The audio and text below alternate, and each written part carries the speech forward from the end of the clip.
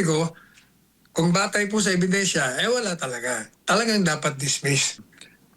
Kung ang isang korte ay hindi bias, hindi kumikiling, walang kinikilingan, kung batay sa ebidensya, sapagkat wala nga akong ebidensya yung substantial ground na tinatawag, kahit na isang sintilyang ebidensya, kahit na konti, kasi alam po ninyo, kailangan kasi patunayan nyo na si Duterte ay may koneksyon doon sa mga pumatay. Kailangan ipakita mo yung koneksyon.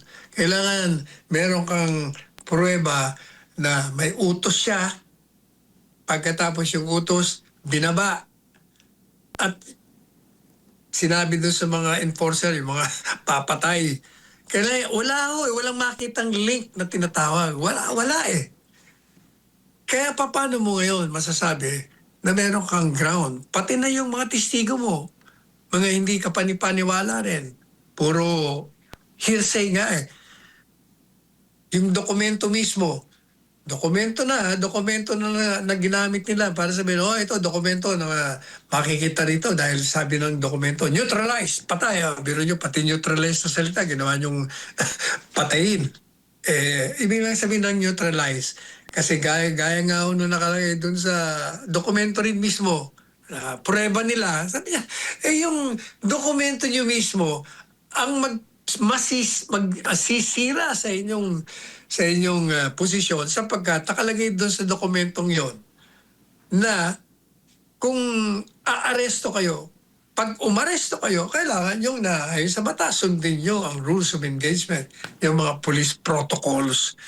Kaya kung talaga akong babatayin lang ng isang hukom, wala akong hukom na itutuloy ang trial, i-dismiss niya yan.